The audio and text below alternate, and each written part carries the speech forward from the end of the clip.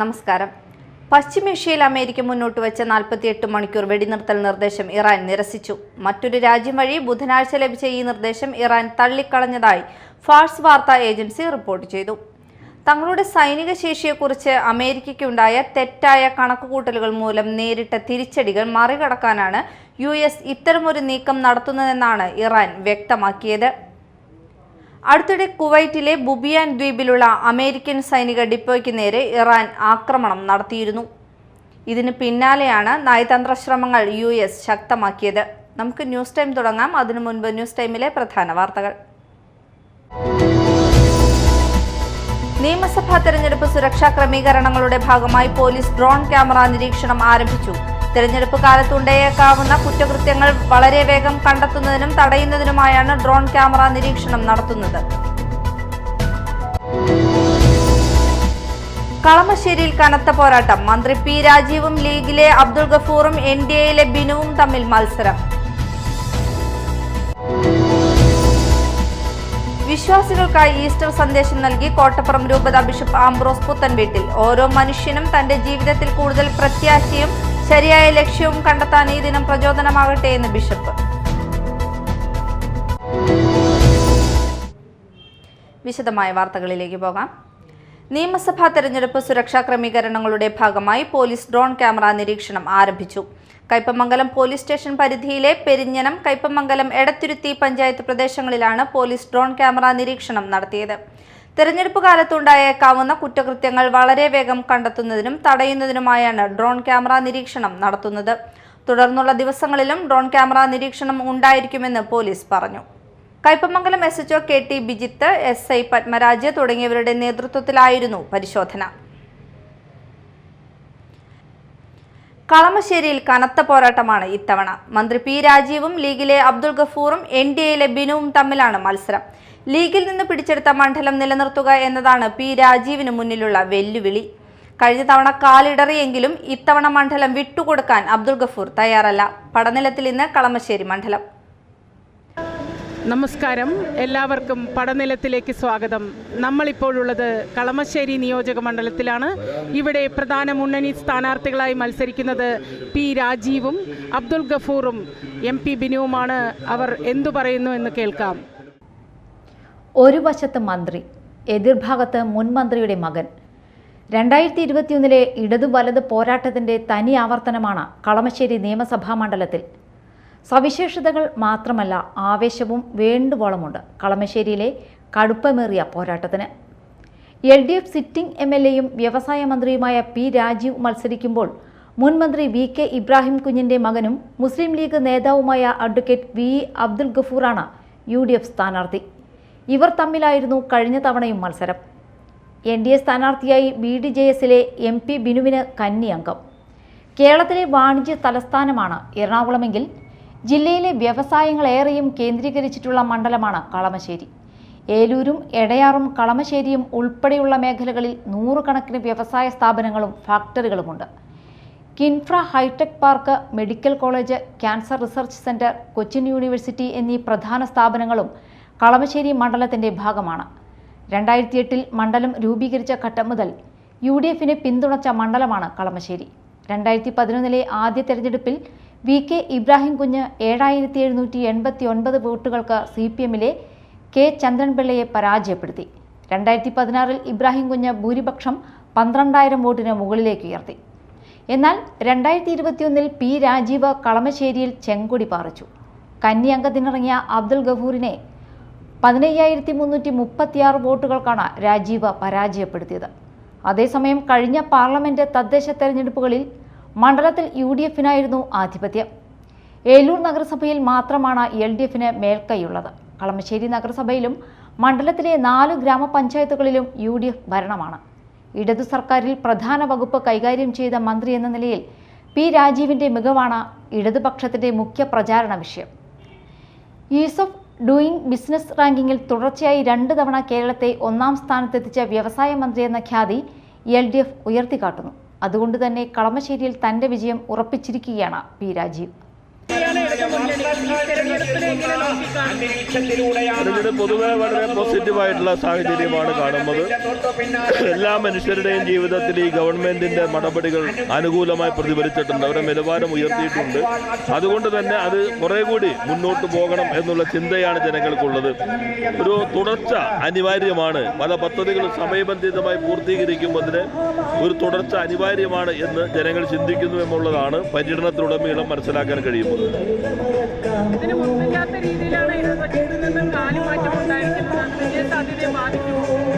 അതിന് ഒറ്റപ്പെട്ട ചില അപജയങ്ങൾ മാത്രമാണ്. അത് പൊതുവെ ഉള്ള പ്രകടനതയല്ല.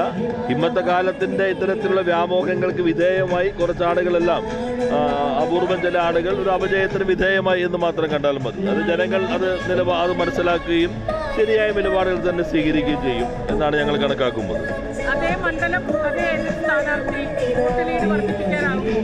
ഞാൻ കഴിഞ്ഞ 5 വർഷവും ജനപ്രതിനിധി എന്ന നിലയിലാണ് പ്രവർത്തിച്ചത്. മുന്നണിയുടെ സ്ഥാനാർത്ഥി എന്നതിനപ്പുറത്തേക്ക് ഒരു ജനപ്രതിനിധി, എല്ലാ വിഭാഗം ജനങ്ങളുടെയും പ്രതിനിധി.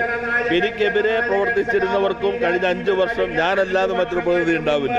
ആ ധാരണയോടുകൂടി കക്ഷി രാഷ്ട്രീയത്തിനും ജാതിമത ചിന്തകൾക്കും അതീതമായി എല്ലാവരെയും ചേർത്ത് പിടിച്ചുകൊണ്ടുള്ള വികസന പ്രവർത്തനങ്ങൾക്കാണ് നേതൃത്വം നൽകാൻ ശ്രമിച്ചത്.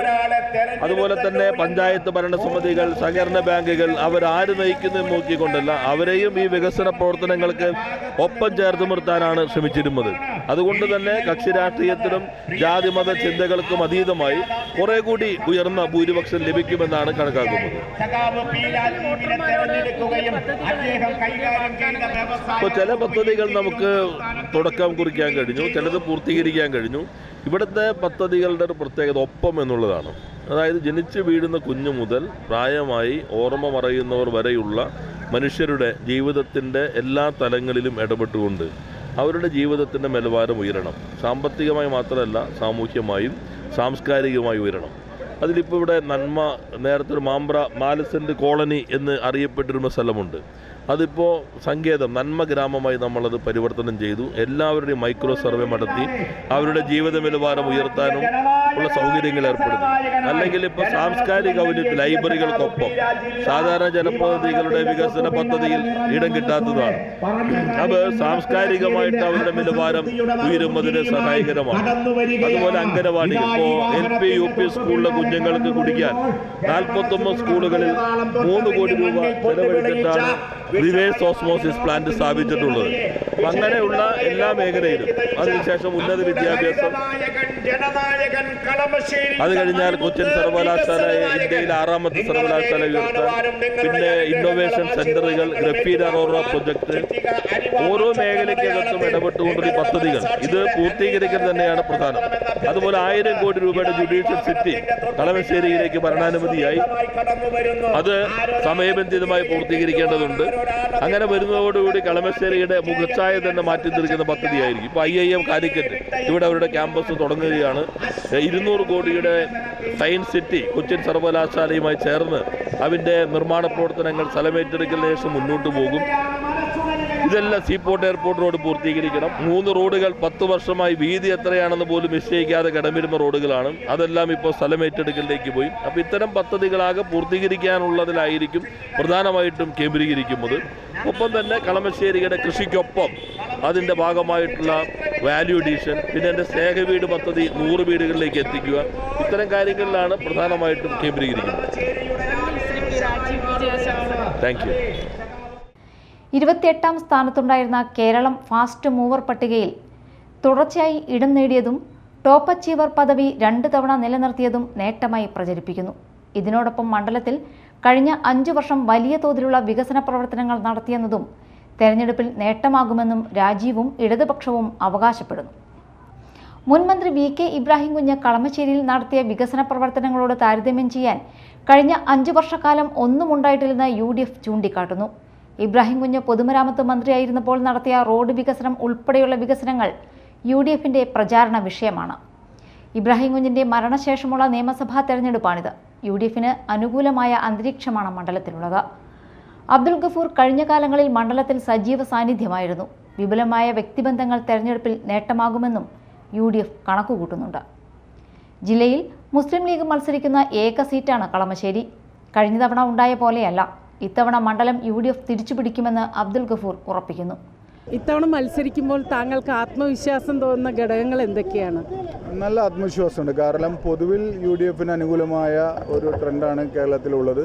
അതുമാത്രമല്ല, ഇപ്പോൾ കളമശ്ശേരിയിൽ പ്രത്യേകിച്ച് പറയുകയാണെങ്കിൽ കഴിഞ്ഞ 5 വർഷക്കാലത്തെ ഒരു വികസന മുരടിപ്പും അതുപോലെ തന്നെ ജനങ്ങൾക്ക് ജനപ്രതിനിധിയെ കാണാൻ സാധിക്കാത്ത വിഷയവുമൊക്കെ കാര്യമായ രീതിയിൽ ചർച്ച ചെയ്യപ്പെടുന്നുണ്ട് നിയോജകമണ്ഡലത്തിൽ. അപ്പോൾ അതെല്ലാം നമ്മൾ 2011 മുതൽ 2021 വരെ UDFൻ്റെ ജനപ്രതിനിധിയായിരുന്ന ശ്രീ VK ഇബ്രാഹിം കുഞ്ഞ് ഈ നിയോജകമണ്ഡലത്തിൽ കാണിച്ചൊരു മാതൃകയുണ്ട്. ആ മാതൃകയാണ് നമ്മൾ പിന്തുടരാൻ വേണ്ടി ആഗ്രഹിക്കുന്നത്, ഞാൻ പിന്തുടരാൻ വേണ്ടി ആഗ്രഹിക്കുന്നത്. അത് ജനങ്ങൾക്ക്, ഈ നിയോജകമണ്ഡലത്തിലെ ജനങ്ങൾ അത് അനുഭവിച്ചറിഞ്ഞവരാണ്. അവർക്കതിനെക്കുറിച്ച് എന്നേക്കാൾ കൂടുതൽ അറിവുള്ളവരാണ്. അപ്പോൾ അതുകൊണ്ട് അങ്ങനെ ഒരു ചിന്താഗതി പൊതുവിൽ ജനങ്ങൾക്കിടയിലുണ്ട് എന്ന് തന്നെയാണ് ഞാൻ മനസ്സിലാക്കുന്നത്. മറ്റു ജില്ലകളിൽ എന്ന പോലെ സ്ഥാനാർത്ഥി നിർണയത്തിൻ്റെ കാര്യത്തിൽ എറണാകുളം ജില്ലയിലും പൊട്ടിത്തെറി ഉണ്ടായിട്ടുണ്ട്. അത് താങ്കളുടെ മത്സരത്തെയും ബാധിക്കുമോ? എറണാകുളം ജില്ലയിൽ എവിടെയാണ് പൊട്ടിത്തെറിയുണ്ട്? എനിക്ക് അറിവില്ല.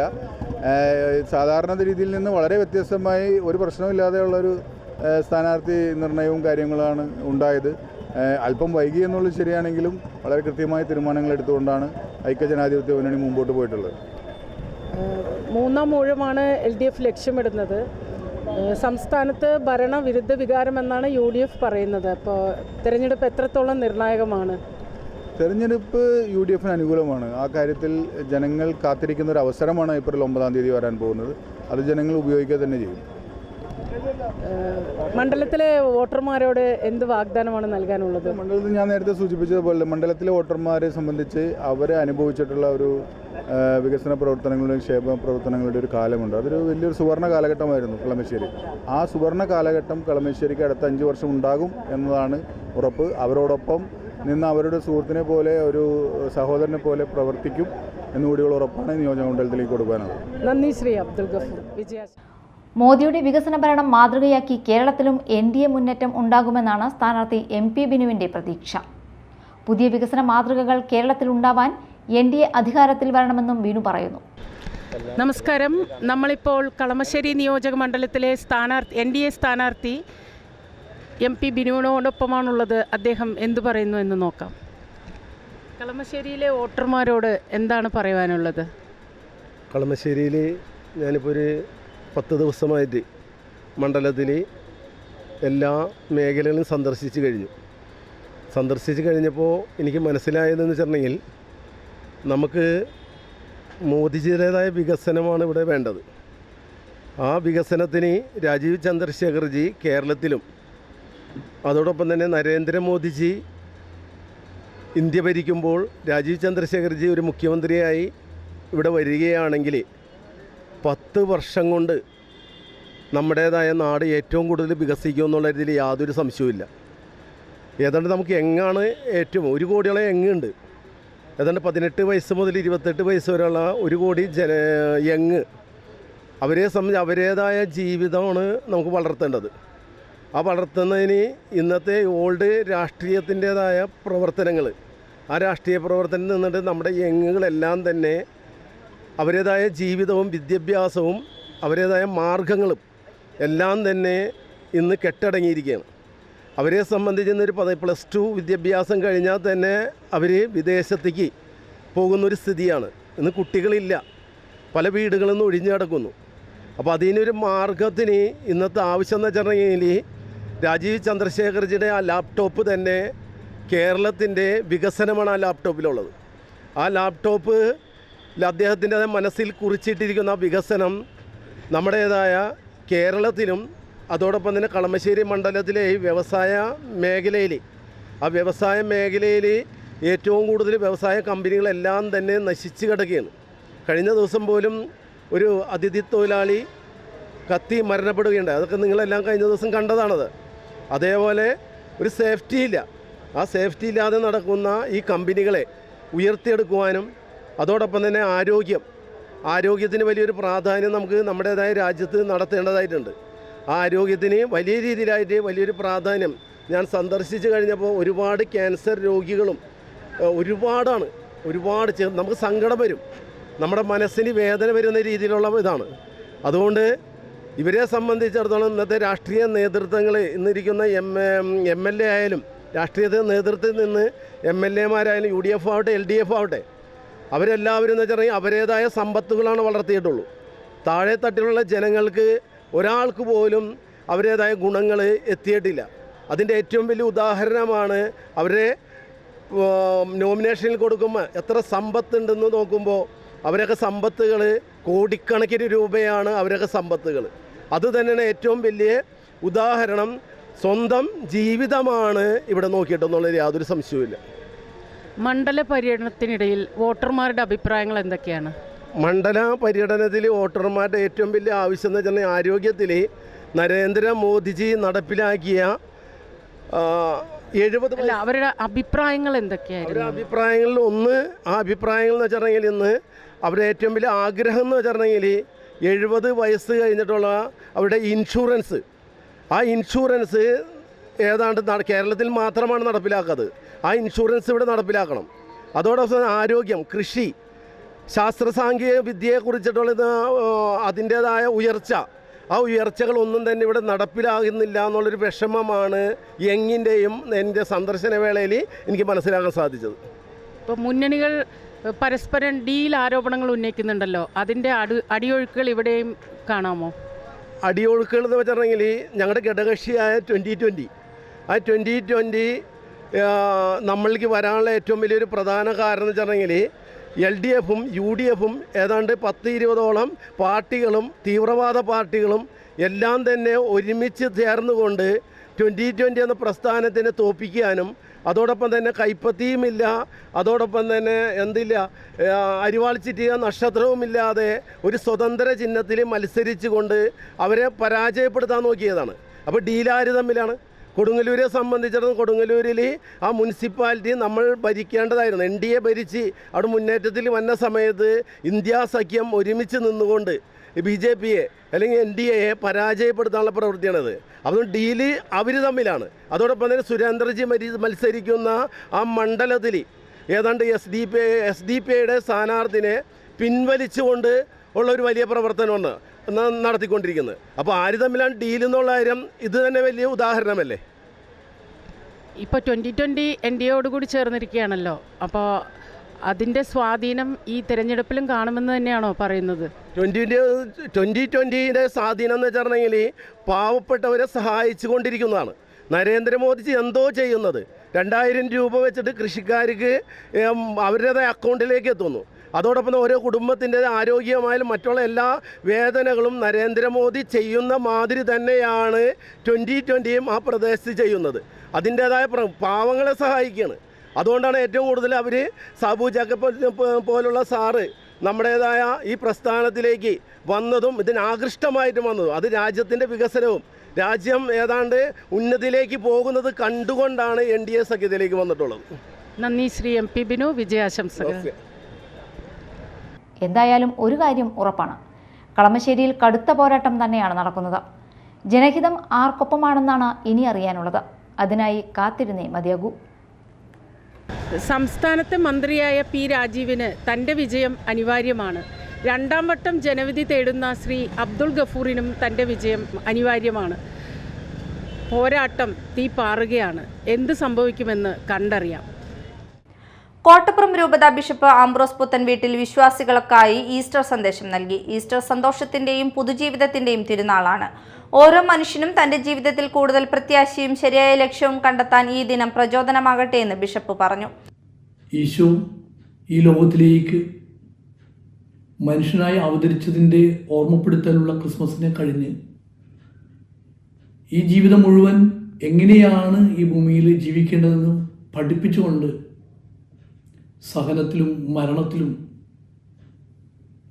ജയിച്ചുകൊണ്ട് ഉയർത്തെഴുന്നേറ്റ യേശുനാഥൻ നമ്മെ ഓരോരുത്തരെയും തൻ്റെ ഉയർപ്പ് കൊണ്ട് പഠിപ്പിക്കുന്നത് അജ്ഞതയിൽ നിന്നും വിജ്ഞാനത്തിലേക്ക് വളരണമെന്നും ഇരുട്ടിൽ നിന്നും പ്രകാശത്തിലേക്ക് കടക്കണമെന്നും നിരാശയിൽ നിന്നും പ്രത്യാശയിലേക്ക് കടന്നു വരണമെന്നും മരണത്തിൽ നിന്നും ജീവനിലേക്ക് നമ്മളെല്ലാവരും വിളിക്കപ്പെട്ടവരാണ് എന്ന് ഓർമ്മപ്പെടുത്തുകയാണ് ഈ ഉയർപ്പ്.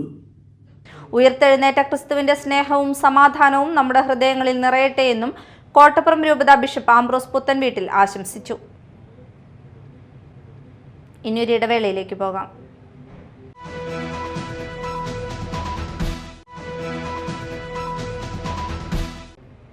വാർത്തകൾ തുടരുന്നു. യേശുക്രിസ്തുവിന്റെ പീഠാനുഭവത്തിന്റെയും കുരിശുമരണത്തിന്റെയും സ്മരണയിൽ ക്രൈസ്തവർ ദുഃഖവെള്ളി ആചരിച്ചു. ദേവാലയങ്ങളിൽ ദുഃഖവെള്ളിയുടെ ഭാഗമായി പ്രത്യേക പ്രാർത്ഥനകളും കുരിശിന്റെ വഴിയും ഉണ്ടായി. കുഴിക്കാട്ടുശ്ശേരി സെന്റ് മേരീസ് ദേവാലയത്തിൽ നടന്ന കുരിശിന്റെ വഴി ദൃശ്യാവിഷ്കരണം വൈദികരും കന്യാസ്ത്രീകളും സ്ത്രീകളും നൂറുകണക്കിന് വിശ്വാസികളും അണിനിരന്നു.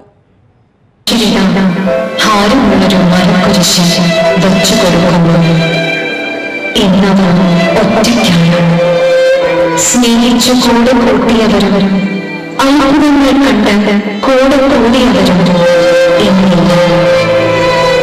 യൂദാസ് ചുംബനം കൊണ്ടവനെ ഒറ്റുകൊടുത്തു.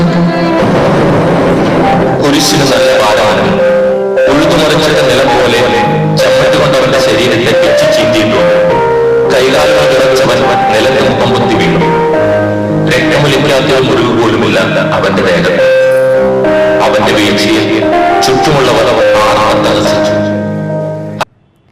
മാള വട്ടക്കോട്ട ശ്രീ രുധിരമാല ഭുവനേശ്വരി ക്ഷേത്രത്തിൽ താലപ്പൊലി മഹോത്സവം ആഘോഷിച്ചു. ശീവേലി, താലി സ്വീകരണം, ദീപാരാധന, സഹസ്രനാമാർച്ചന, കൊട്ടും കളിയും ഗുരുതി എന്നിവ നടന്നു.